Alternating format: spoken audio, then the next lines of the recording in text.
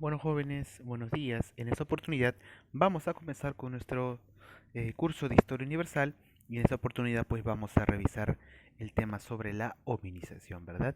El origen de la humanidad, el origen del ser humano, ¿de acuerdo?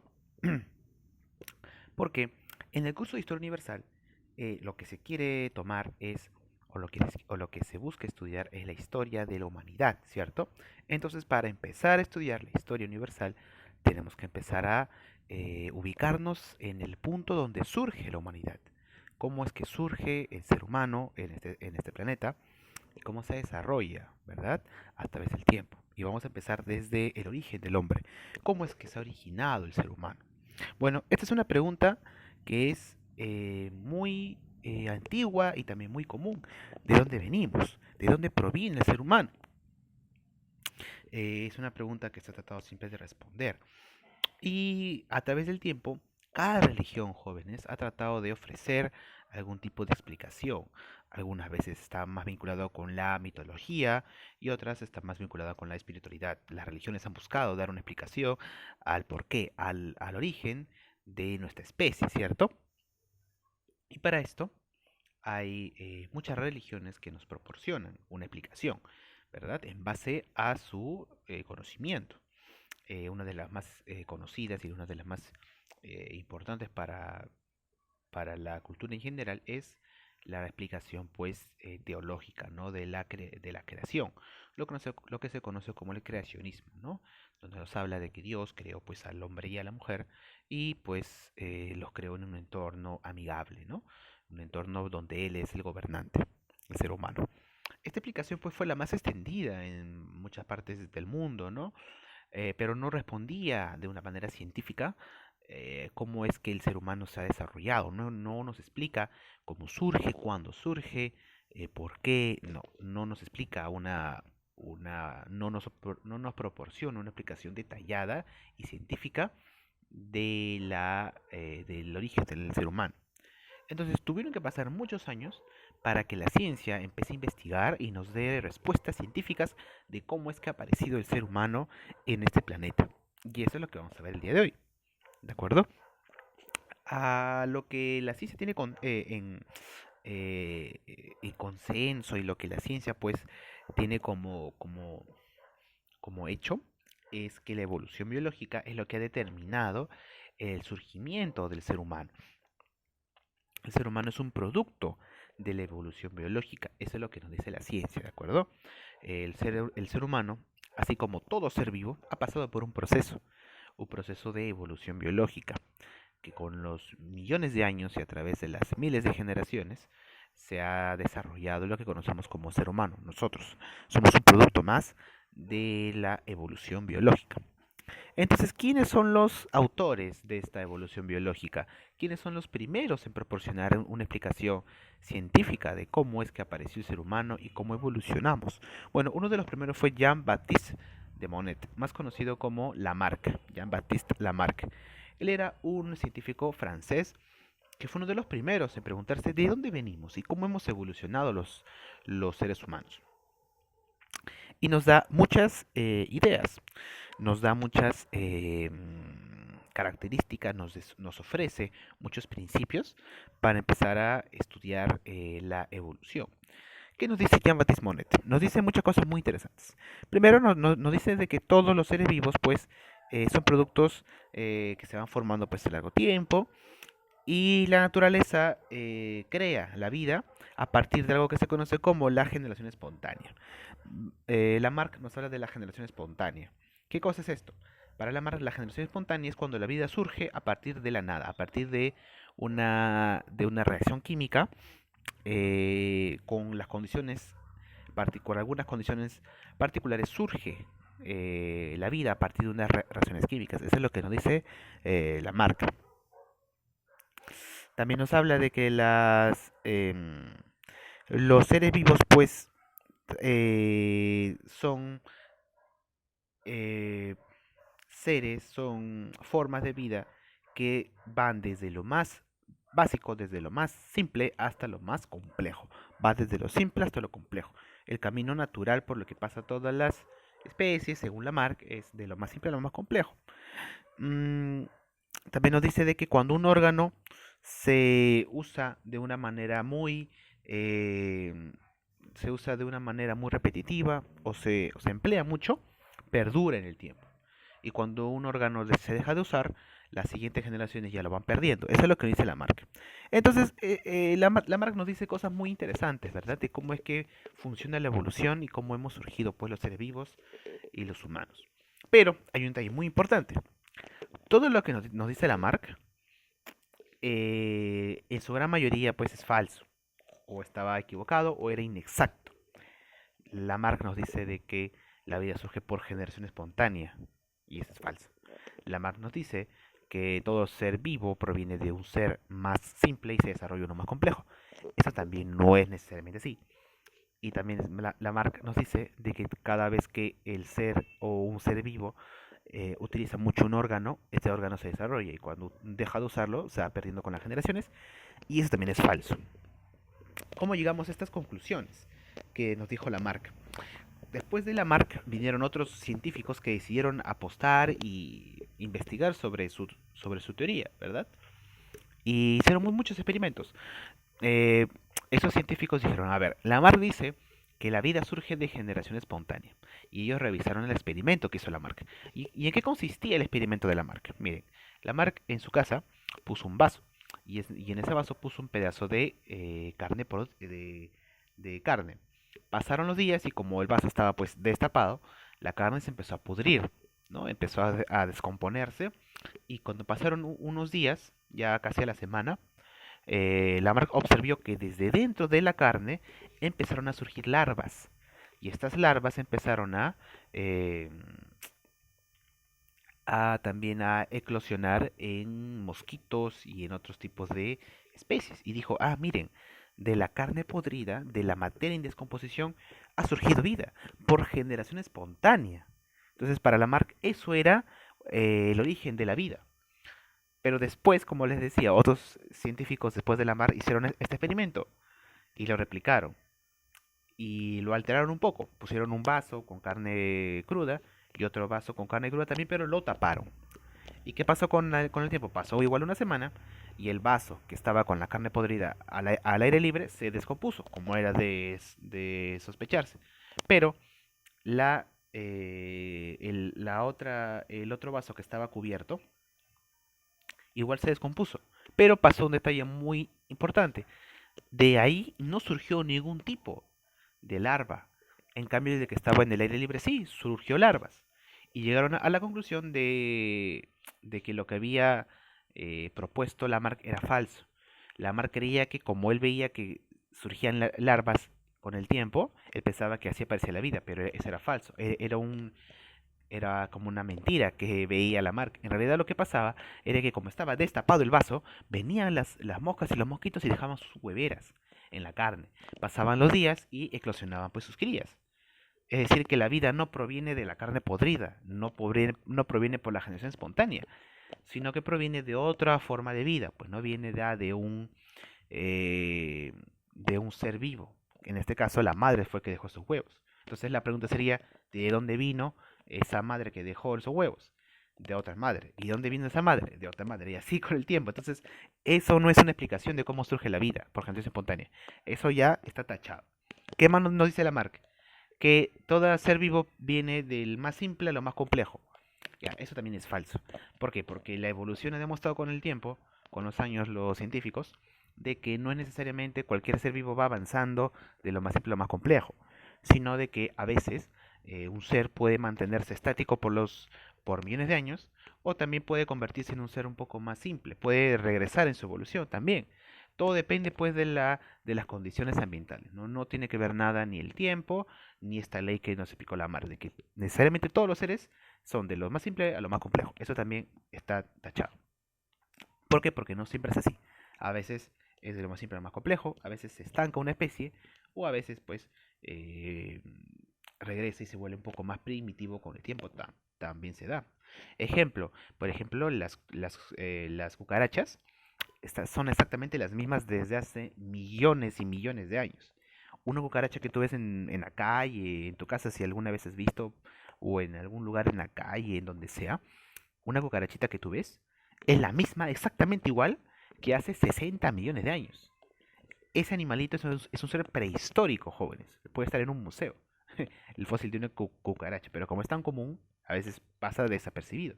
Pero en realidad una cucaracha está exactamente igual, no sin alteraciones, prácticamente no ha evolucionado desde hace millones de años. ¿Por qué? Porque la cucaracha es un animal perfectamente adaptado a su entorno, ¿no? Otro ejemplo, el tiburón blanco que vive hoy en día pues en este planeta es exactamente igual desde la época de los dinosaurios, ¿no? Compartía el territorio con los tiranosáuridos rex, con los triceratops, o sea, así de antiguo es, también es un ser prehistórico. Eh, ¿Por qué no ha evolucionado? Porque está muy bien adaptado a su entorno, ¿no? En el mar el tiburón es el rey. Entonces, por eso que ha sobrevivido exactamente igual. Entonces, lo que decía Lamarck era falso. No es que un ser es más primitivo y va a evolucionar a uno más complejo. Eso no es siempre es así. ¿Y qué más nos decía Lamarck? Según Lamarck, pues la evolución funcionaba y en base a de que, por ejemplo, cuando un ser vivo, cuando un individuo usaba un órgano, este órgano empezaba a desarrollarse. Y cuando dejaba de usar un órgano, este órgano se iba perdiendo. Y él ponía un ejemplo, pues, que vemos aquí, de las jirafas. Lamar decía, a Lamar le preguntaban, ¿no? A ver, entonces explique cómo es que ha evolucionado las jirafas, ¿no? Cómo han evolucionado las jirafas. Para Lamarck, las jirafas, pues, han desarrollado ese cuello tan largo porque con las generaciones iban estirando su cuello para alcanzar la comida que se encontraba en la copa de los árboles, entonces tenían que estirar su cuello. Y esto con las generaciones hizo que cada vez los hijos empezaban a salir con el cuello más largo y ahora todas las jirafas tienen cuello largo. Así pensaba que era la evolución. Cuando una persona usaba mucho un órgano, se iba desarrollando. Él pensó que la jirafa usaba mucho su cuello, que antes eran seres con este cuellito, y con el tiempo empezaron a alargar más su cuello y ahora son así. Y también pensaba que pasaba lo mismo a la inversa, por lógica, que cuando dejaban de usar un órgano se iba perdiendo con las generaciones, con los hijos, ¿no? Y eso también resultó ser falso. ¿Por qué? Porque Lamarck hizo otro experimento. Los experimentos de Lamarck son bien clásicos. Hizo otro experimento Lamarck. Agarró una lagartija y le puso en un tipo de laberinto y en su delante le puso una pared de cartón y le puso un hueco. Entonces, la lagartija, para pasar de un lado a otro del laberinto, tenía que pasar obligatoriamente por ese orificio. Pero por ese orificio no pasaba todo su cuerpo. Del otro lado del orificio puso comida. Entonces, si quería comer y si quería sobrevivir, la lagartija tenía que pasar por ese hueco para cazar la comida. Perfecto. Entonces, ¿qué pasaba? La lagartija se quedaba atorada. No podía pasar por el hueco. Entonces, para que no se muera de hambre, ¿qué hizo Lamarck? Le cortó las patas. Las dos patas. Les amputó las dos patas. Lo vendó al pobre. Y después de unos días lo volvió a poner ahí. Entonces, para que él pensara de que podía pasar por ese orificio. Entonces le cortó las patas a la lagartija y la lagartija pudo pasar por el orificio de un lado al otro de la caja. Entonces él pensó hacer lo mismo con su generación. Esperó a que esta lagartija tuviera pues crías y los huevos les hizo lo mismo. Entonces él hizo lo mismo con muchas generaciones.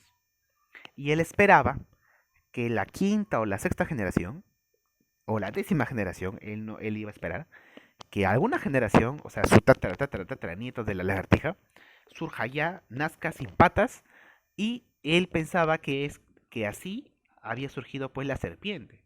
Él pensaba que como la serpiente se arrastra y se mete por orificios, él pensaba que hace años fueron lagartijas que empezaron a perder esas patas. Entonces esperó y no pasó nada. Le cortaba las patas a toda su generación, a su papá, a su hijo, a su nieto, a su tataranieto, a su tataranieto, les cortaba las patas. Y él esperaba que las crías salieran con las patas cortas, ¿no? Ya, o sin patas. Y eso nunca pasaba, jóvenes. Porque es lógico, ¿no? Cada generación, no importa cómo sea su padre, no siempre van a ser igual. Entonces, a Lamar le sorprendió mucho esto y tiró pues por el tacho toda su teoría, ¿no? No es que porque dejas de usar un órgano, ese órgano se va perdiendo. No es así. Pero Lamar no se da por vencido. Hizo otro experimento, ahora con unos ratones.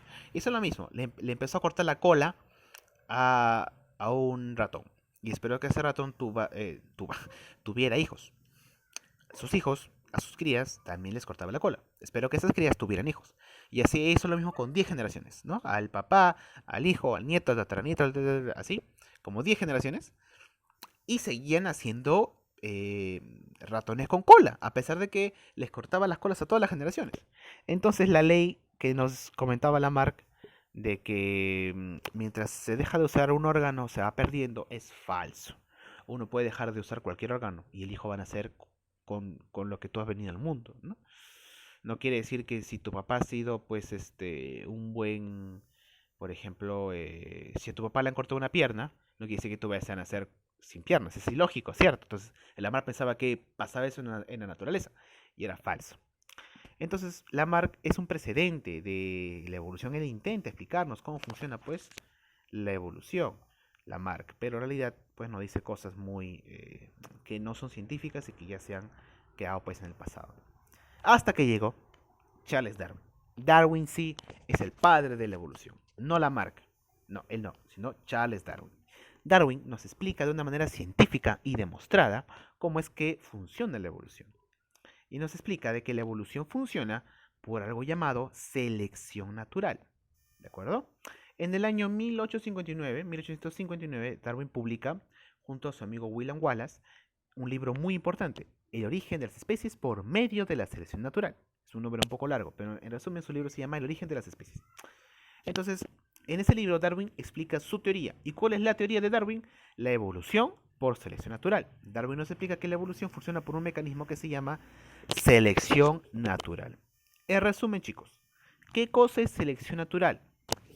En términos sencillos, la selección natural es un mecanismo que usa la naturaleza para decidir quién vive y quién no. La naturaleza pone obstáculos. Entonces, en base a los individuos que mejor se adapten a ese entorno, mayores chances tienen de sobrevivir y así con el tiempo se va formando la evolución. ¿De acuerdo? Darwin pues es el padre de lo que conocemos como evolución. Y si vamos a hablar de evolución tenemos que desmontar algunos mitos. De repente si yo menciono la palabra evolución, a ti se te puede venir a la mente esta imagen, ¿no? Es una imagen que es la más conocida sobre la evolución. Ustedes buscan en internet evolución y les aparece esta imagen. Y está en la cabeza de muchas personas y mucha gente cree que así es la evolución. Y esto es falso. La evolución no es lineal, no es de esta manera. No va de un ser primitivo a esto de aquí. Y no es lineal. Esa es una imagen falsa. La creó una revista simplemente hace mucho tiempo para mostrar un capítulo de su informe que tenía en ese momento, pero no es científico, no lo elaboró ningún científico, no tiene ningún carácter teórico científico, nada que ver, es solamente un dibujo inventado. La evolución en realidad tiene forma como de ramas, como especies que se van ramificando en el tiempo, con las generaciones van alterándose. A esto Darwin lo llamó el árbol de la vida. Darwin nos habla pues de la selección natural. Darwin es el primero en hablar de selección natural. Entonces Darwin nos explica de que la evolución funciona por la selección natural. ¿Y qué cosa es la selección natural? Es el mecanismo que usa la naturaleza para decidir quién vive y quién no. Quién está más apto a un entorno y quién no. Quién vive y quién muere. ¿De acuerdo? Entonces, ¿cómo funciona la selección natural? Aquí vamos a poner un ejemplo muy práctico. Darwin, para llegar a esta conclusión, viajó por todo el mundo. Dedicó gran parte de su vida a viajar. En un barco conocido como el Beagle, zarpó desde Londres y se dio una vuelta por toda América. Recorrió Sudamérica, recorrió Argentina, recorrió Uruguay, la Pampa Argentina, la Patagonia, estuvo en el Callao, pero el lugar donde estuvo más tiempo y donde sacó más conclusiones fue en las Islas Galápagos. Son unas islas que se encuentran en las costas de Ecuador, ¿no? En el Pacífico. Él se quedó mucho tiempo ahí a estudiar las especies pues maravillosas que hay pues en esas islas, ¿no? Entonces se dedicó a estudiar un caso específico. Descubrió que habían dos pequeñas islas, dos islotes, o sea, islas muy pequeñas, donde en la isla A existían unos pajaritos con este aspecto que ustedes ven aquí, ¿no? Pajaritos con el pico, ¿no? Un poco más agudo, el pico muy agudo. Entonces Darwin lo anotó y lo dibujaba también Darwin. Y en la isla B que estaba al costadito, descubrió que los pajaritos que vivían en esa isla tenían el pico muy ancho, muy distinto, el pico mucho más ancho y más fuerte.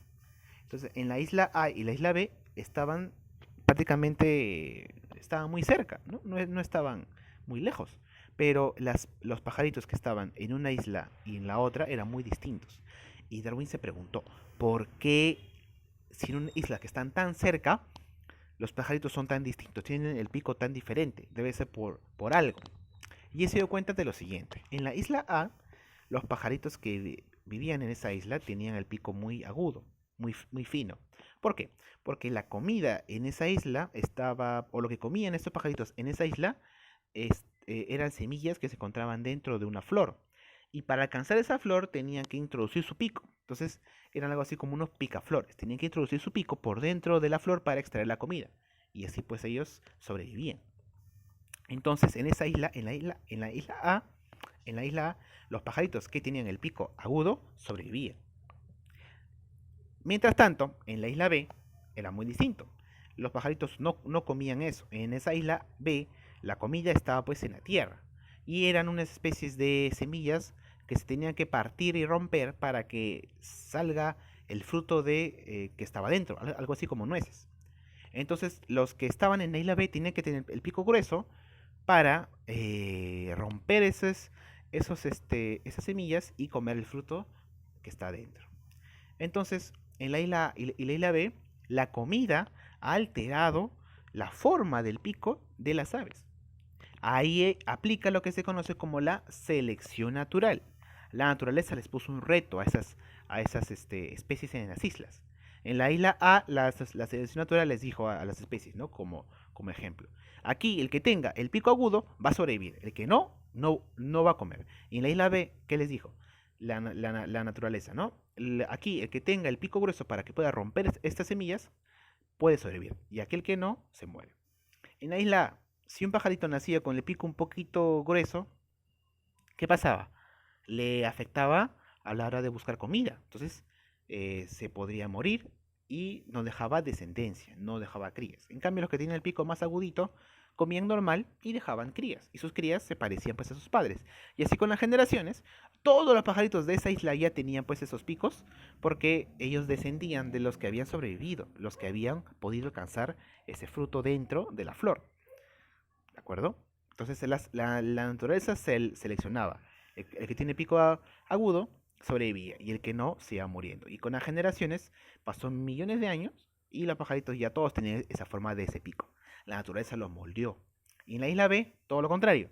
Los pajaritos que tienen el pico un poco más delgado se quedaban sin comer, no podían alcanzar la comida y se morían. En cambio en la isla B, los pajaritos que tenían el pico más grueso y más fuerte podían picar, romperlo y comerlo. Entonces ellos sobrevivían. Pasaban los años y dejaban crías. Y las crías heredaban estas características. Y con el tiempo, esto se fue haciendo una tendencia y ya toda la población tenía ese pico. Entonces, Darwin descubrió que así funciona la selección natural. La naturaleza selecciona a los individuos mejor aptos. Y así funciona la evolución. Así nos explicó Darwin. Esta pequeña ley, que es la selección natural, explica muchas cosas y se aplica a todas las especies jóvenes. A todos los seres vivos les afecta la selección natural. A pajaritos, esos son pinzones, a gusanos, a cucarachas, a chimpancés, a calamares y también a seres humanos. Todos los seres vivos estamos afectados por las mismas leyes de la naturaleza. Entonces, para Darwin, hay algo fundamental que empuja a las especies a adaptarse y a luchar por el entorno, que se llama pues la lucha por la supervivencia. Todas las especies luchan para sobrevivir. Esto los empuja a que la selección natural los seleccione, ¿de acuerdo? Porque las especies tienen que comer y sobrevivir y buscar alguien para reproducirse. Y esta lucha constante que tienen las especies todos los días los moldea y los hace evolucionar. Ustedes han visto en los documentales de National Geographic, de Discovery Channel, la vida en la selva es muy dura. Los animales todos los días tienen que luchar para buscar agua, para pelearse con alguien para reproducirse, para escapar de los depredadores.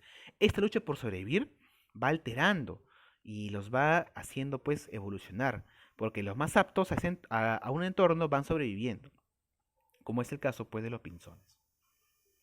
Luego de Darwin siguieron más teorías, ¿no? Como la teoría sintética o del neodarwinismo. Esto ocurrió años después de la teoría de la evolución de Charles Darwin. Y aquí ya nos explican que existe algo conocido pues como, o mejor dicho, la genética nos da mejores explicaciones de cómo funciona pues la evolución. En época de Darwin todavía no existía un estudio genético a detalle de las especies. Después de Darwin ya existe pues un avance ya en el estudio de la genética, ¿de acuerdo? Y nos da un poco más de ideas más precisas. En esta época, después de Darwin, ya en la teoría sintética, nos hablan ya de lo que es las mutaciones. Nos explican los científicos como Ernest Mayr, George Theodorus Domshansky, nos explican, ¿no?, que las mutaciones son muy importantes para la evolución.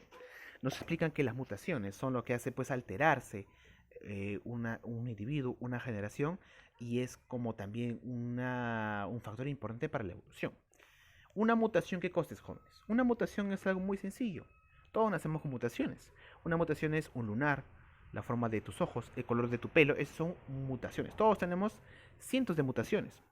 Entonces, una mutación hace que una especie sea, pues, una mutación hace de que una especie sobreviva o no a un entorno. Por ejemplo, tú tienes cuatro hermanos, ¿no? Y de los cuatro hermanos tú naces con la piel un poco más oscura. ¿Eso por qué es? Por una mutación. El color de la piel, de los ojos, del pelo son mutaciones. Tú naces con una mutación que tienes la piel un poco más oscura. Un día se van a una isla desierta, los cuatro hermanos, ¿no? Y en esa isla desierta hace un calor intenso, 40 grados.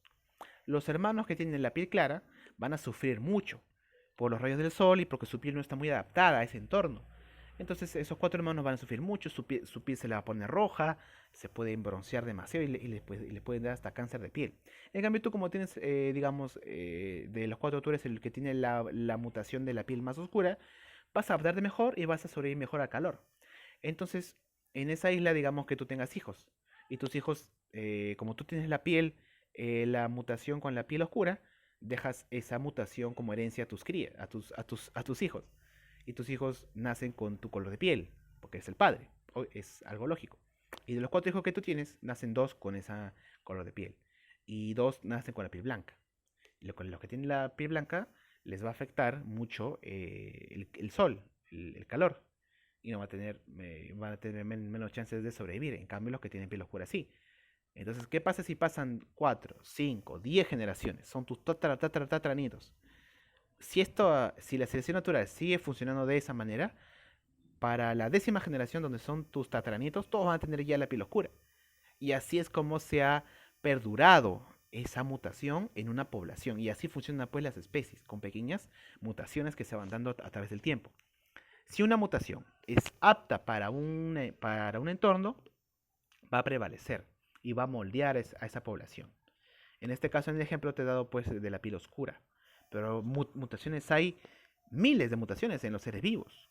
Otro ejemplo es de mutación importante es en Europa.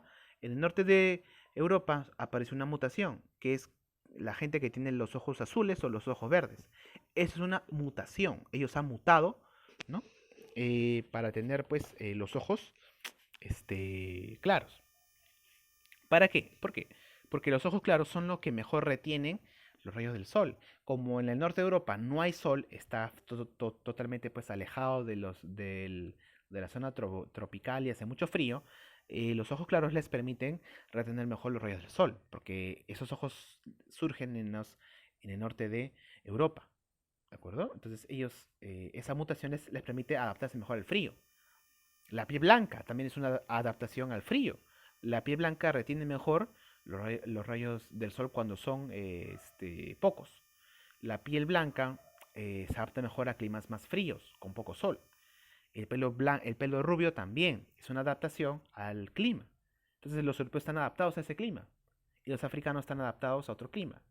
Con el tiempo, pequeñas adaptaciones en seres humanos han permitido pues a adaptaciones. Esas pequeñas cositas, esos pequeños cambios se dan en todos los seres vivos jóvenes, ¿de acuerdo? La forma de los ojos, de la nariz, del pelo, de la piel, de los músculos, de la fuerza, de la salud, todo eso son pequeñas mutaciones. Y eso también explica cómo funciona la evolución. Luego también ya sigue que es la teoría pues molecular, donde ya se ha llegado a explicar de una manera mucho más adecuada, ¿no? Cómo funciona pues la evolución a un alcance ya molecular, en base a los genomas y también en base pues a la persistencia de una característica a través del tiempo, ¿no? En resumen, esta teoría nos habla pues del tiempo que tiene que pasar para que una especie pues se adapte a un determinado entorno, ¿no? Y esto también tiene que ver mucho con lo que yo les decía antes cuando hablamos de Lamarck. Lamarck también nos decía de que siempre una especie va desde lo más simple hasta lo más complejo. Y acá en esta teoría final, que es la más actual, nos dice de que no es así. Como les explicaba, hay especies que pasan millones de años y son exactamente iguales. Y hay especies que en poco tiempo se han desarrollado mucho. Ejemplo, el ser humano. El ser humano en poco tiempo ha pasado de ser algo parecido a esto a ser lo que somos ahora. En 2 millones de años hemos pasado de ser Australopithecus a ser seres humanos. Parece mucho tiempo si hablamos 2 millones de años, pero en la historia de la Tierra, jóvenes, 2 millones de años no es nada. Los dinosaurios vivieron 60 millones de años. Los seres humanos recién estamos 2 millones de años. O sea, somos prácticamente nuevos en el mundo. Recién hace poco hemos aparecido en la Tierra los seres humanos. Y ya le hemos cambiado tanto, y imagínense, ¿no? Por ejemplo, la cucaracha, el tiburón, son especies que son mucho más antiguas que el ser humano. El cocodrilo es mucho más antiguo, pero el ser humano es mucho más reciente, es mucho más nuevo. Recién hace poco evolucionó. Entonces, la evolución no tiene que ver con el tiempo, sino con las adaptaciones, con los retos que se ha tenido que enfrentar el ser humano o alguna especie, ¿no? Como el tiburón es perfecto en su hábitat, no ha evolucionado nunca. En cambio, como el ser humano tuvo que adaptarse a muchos entornos, empezó a cambiar y a variar sus características y ahora es lo que es, ¿no? Y el ser humano sigue en evolución, jóvenes, ¿ah? Todo ser vivo está en constante cambio. Ningún ser vivo es estático. A pesar de que el tiburón está así por millones de años, nada asegura de que ocurra una catástrofe en alguna parte del mundo y empiece a mutar o empiece a adaptarse. Por ejemplo, gracias a la contaminación ambiental, al calentamiento global, muchos osos polares están mutando. Entonces ya empiezan a perder la mutación de tener el pelaje claro y empiezan ahora a mutar, a tener el pelo un poco más oscuro, para adaptarse mejor al cambio de clima por el calentamiento global. Entonces los osos pandas, los osos polares se están adaptando al calentamiento global. No solamente ellos, sino muchas otras especies, ¿no? Como los orangutanes, están empezando a perder pelo. En África Occidental, los rinocerontes están empezando a mutar y a nacer ya o a sobrevivir los rinocerontes que no tienen cuernos. ¿Por qué? Porque en África los cazan a los rinocerontes con el cuerno y lo venden ese cuerno. Igual también en África están mutándose los elefantes. Están ya surgiendo elefantes sin colmillos de marfil. Porque lamentablemente el ser humano los caza a esos elefantes y les corta sus colmillos y lo venden el marfil. Entonces están muriéndose los elefantes con marfil y están empezando a adaptarse, a mutar los elefantes que nacen ya sin marfil. Entonces ya ahí se está aplicando lo que es la selección. No es natural, pero sí la selección artificial que el ser humano está moldeando a los animales. Pero todo ser vivo siempre está en constante cambio. Nunca, ningún ser vivo es estático. ¿De acuerdo? Entonces, hay factores que nos explican qué es lo que convirtió a los simios en seres humanos. Hay factores que nos explican cómo el ser humano llegó a ser lo que es ahora. Una característica muy importante del proceso pues, de la evolución es el bipedismo. ¿De acuerdo? Sin bipedismo no se hubiera, el ser humano no sería lo que es ahora. ¿Qué cosa es el bipedismo? Es simplemente la capacidad de caminar en dos patas. ¿De acuerdo? El bipedismo es uno de los factores que nos permitió evolucionar. ¿Por qué? Porque el caminar en dos patas nos permite, ¿qué cosa? Tener las manos libres. Aquí vemos una comparación de un esqueleto de un gorila y un esqueleto de un ser humano. Ustedes pueden ver que compartimos prácticamente la misma estructura, porque el gorila y el ser humano somos prácticamente de la misma familia, de la familia de los primates. Tenemos, ustedes ven, la misma estructura. El esqueleto de un gorila parece de un ser humano, pero más agachado, ¿verdad? Claro, tiene algunos cambios en la estructura, ¿no? Por ejemplo, el gorila tiene el cráneo un poco más pequeño, el ser humano lo tiene un poco más grande, y la mandíbula también, ¿no? El ser humano tiene el cerebro un poco más desarrollado, y el gorila tiene la cadera un poco más estrecha para arriba, ¿no? Esto le hace caminar de una manera pues jorobada, no está adaptada para caminar así, ¿no? Apoyándose con las manos. En cambio el ser humano no, el ser humano está adaptado para caminar en dos patas, en dos piernas, y tiene pues la facilidad de eh, debe manejar bien sus brazos, ¿no? Tiene ese equilibrio. Creo que es el único animal, es el único primate de ser humano que puede caminar en dos patas. Ese es el bipedismo, ¿no? Nos ha dado esa facilidad para tener las manos libres y tener muchas más habilidades. Otra característica, ¿no? La manipulación, los dedos, ¿verdad? Para fabricar herramientas. Otra característica que nos ha permitido pues desarrollarnos, el cerebro. El cerebro fue muy importante para nuestro entorno, ¿no? Para nuestra evolución. El cerebro ha permitido pues transformarnos de simples primates a seres pensantes, ¿no? Lo que somos ahora. Y empezamos pues con las especies. Empezamos con las primeras especies que han aparecido en la faz de la Tierra. Las primeras especies que podemos llamar seres humanos. ¿Cómo surge la humanidad, jóvenes? Hemos explicado ya cómo funciona la evolución, qué cosa es la evolución, qué cosa es la selección natural, cómo van evolucionando las especies, ¿no? Ya más o menos lo hemos explicado. Ahora lo que vamos a ver para finalizar es eh, cuáles fueron, cuáles fueron las primeras formas de humanidad que surgieron, los primeros seres humanos. La historia de la humanidad, jóvenes, surge en África. África es la cuna de la humanidad. África es, le llaman también pues el continente madre, porque es ahí donde surge el ser humano. ¿De acuerdo? En África es donde surgió la raza humana, la humanidad. Hace aproximadamente 2 millones de años, no, 2 millones y medio de años, apareció nuestros ancestros en África. ¿Qué pasaba en África? Les comento. Hace 2 millones de años ocurrió un desastre en África, un desastre geológico. África prácticamente se partió en dos. Ocurrió la famosa cuenca del Rift. África se partió a dos y quedó dividido pues en dos partes. Y en el medio había como un cañón, como una grieta, ¿de acuerdo? En geología pues un cañón es como una grieta, ¿no? Como cuando pasa un río y deja un hueco, así, es una grieta. Esta grieta pues se conoció como la cuenca de Rift. Y África quedó dividida en dos, la parte occidental de la derecha y la parte oriental de la izquierda. ¿Qué pasó? Esta cuenca, esta grieta, originó que el clima en África cambie. ¿De acuerdo? La parte derecha se mantuvo verde, se mantuvo fértil, se mantuvo con lluvias, con buen clima, la naturaleza surgió, empezó a florecer especies que existían pues por mucho tiempo y se mantuvieron, ¿no? Entonces, los simios que vivían en ese lado lo tenían todo. Tenían comida, tenían agua, tenían la protección de los árboles, que los protegía pues de los depredadores que estaban en la superficie, ¿no? En la tierra. Entonces, los simios que vivían en la parte derecha se sacaron pues la lotería, ¿no? Perfecto. Pero del otro lado, no fue así. El clima cambió por completo del lado izquierdo. En el lado izquierdo, todo se volvió un desierto, una sabana. Una sabana, jóvenes, ustedes han visto los documentales cuando hablan de león. Han visto que el león vive como en un desierto y hay como un arbolito, y a 1 kilómetro hay otro arbolito, y hay metros más allá hay otro arbolito, así son árboles escasos, ¿no? Ya, eso es una sabana.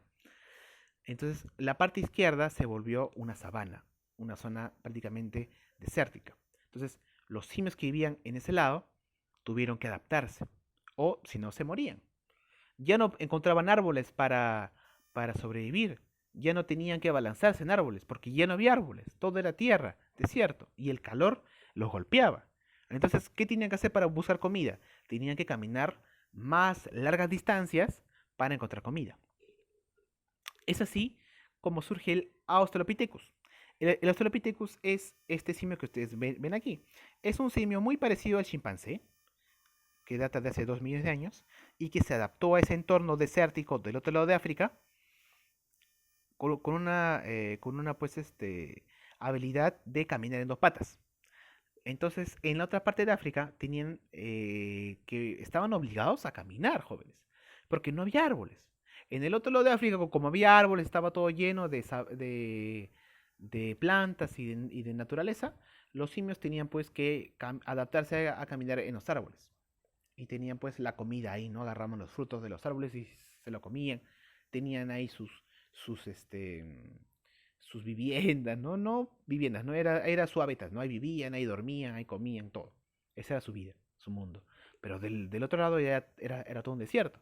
Y para cazar la comida tenías que buscar un árbol que se encontraba pues a 500 metros. Y también estabas a merced de los depredadores. Entonces tenías que correr, tenías que caminar más largas distancias. Entonces, en ese entorno, perdón, los simios que tenían la facilidad de caminar y correr en dos patas, o lo más rápidos, sobrevivieron. Ahí se aplicó qué cosa? La selección natural. La selección natural dijo, los que tengan la facilidad de correr y de caminar más largas distancias van a vivir. Y los que son lentos y los que no se adaptan, se los comen. Así de simple. Los depredadores. O si no, se mueren de hambre. Entonces, con el tiempo, solamente sobrevivieron los que podían caminar en dos patas. Y con las generaciones dejaban esta herencia a sus crías, a su descendencia. Y pasaron las generaciones y ya una población empezó a mutar. Empezó a tener esta capacidad de caminar en dos patas. Y aparece el Australopithecus, ¿no? Esta especie que estamos hablando ahora. Que es como un chimpancé. Era como un chimpancé porque ya se extinguió. Era como un chimpancé, pero caminaba en dos patas. Y tenía otra característica importante. El cerebro estaba un poquito más desarrollado. Tenía el cráneo un poco más grande. Aquí vemos una recreación de cómo fue un Australopithecus, ¿no? Tiene la cara de un simio, pero tampoco podemos decir que no era un ser humano. Miren, esa mirada es una mirada que expresa mucho. Es una de las primeras formas de ser humano, el Australopithecus. Tenía un cerebro un poquito más desarrollado.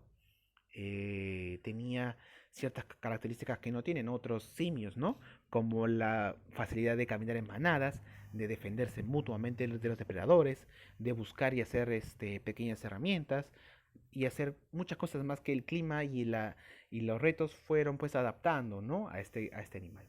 Entonces, el Australopithecus es el primer género que aparece de seres humanos. Aparece hace 2,5 millones de años. Y los Australopithecus son nuestros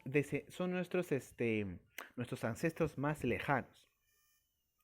Todos los seres humanos y las especies humanas que han existido descendemos de los Australopithecus. Los Australopithecus siguieron sobreviviendo y empezaron a expandirse. Y como se expandieron, empezaron a mutar y a surgir nuevos géneros y especies. Y esos nuevos géneros y especies humanas que surgieron ya lo vamos a ver la próxima semana. Bueno, jóvenes, espero que les haya quedado claro lo que hemos tratado de explicar el día de hoy. Es un tema muy complejo, muy interesante y espero que les haya servido de algo, ¿no? Nos vemos la próxima semana con más temas pues de historia universal y conmigo será, chicos, hasta la semana que viene. Hasta luego, cuídense bastante.